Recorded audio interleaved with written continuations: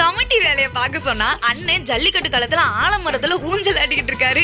இருந்தாலும் அண்ணே உனக்கு ரொம்ப குசுமுனே, தம்பி என்னைய தொடாத, எனக்கு தொட்டா பிடிக்காது, வழி விடுங்க யாரும் இல்ல, ரைட்ரா கிளம்பிடுவோம் அப்படின்னு சொல்லி அருமையா விளையாண்டுட்டு போயிட்டாரு.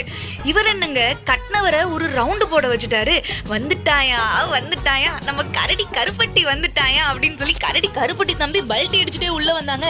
கூட வந்த தம்பிங்கெல்லாம் நடுவுல போயிட்டு பல்ட்டி ஏறா அப்படின்னு சொல்லி முன்னாடி அனுப்ப, கமிட்டி ஆள்கள் நீ அங்கிட்டு போய் பல்ட்டி அடிடா அப்படின்னு சொல்லி அங்கிட்டு அனுப்ப, தம்பி யார் என்ன சொன்னாலும் காதல கேட்கலையே, நான் பல்ட்டி அடிச்சு என் காலைய வரவேற்பேன் அப்படின்னு சொல்லி பல்ட்டி அடிச்சுக்கிட்டே இருந்தாரு. பல்ட்டி அடிக்கிறதுல ஒரு போட்டி வச்சா தம்பி பல்ட்டி அடிக்கிறதுல கின்னஸே அடிச்சுட்டு வான் போலங்க.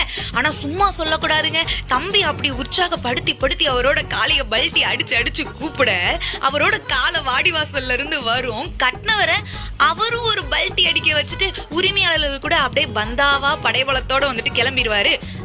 அது சரி, தம்பியே வந்துட்டு 8 அடி பாஞ்சா அண்ணன் 80 அடி பாய்வார் போலயே. அந்த மாதிரி நம்ம அண்ணனும் வந்துட்டு பயங்கரமா பல்ட்டி அடிச்சுட்டு இருந்தாரு. இதுல அவங்களோட காலையை வந்துட்டு கட்டின அந்த வீரர் கார்த்தி தம்பியை பிடிச்சி முத்தங்களா கொடுத்து பரிசை வேற வாங்கிட்டு போயிட்டாரு. பரிசா வந்துட்டு ஒரு போனை வேற கொடுத்துருந்தாங்க. இருங்க எங்க மாமாக்கு கால் பண்ணிக்கிறேன், ஹலோ துபாயா நான் வரட்டா அப்படின்னு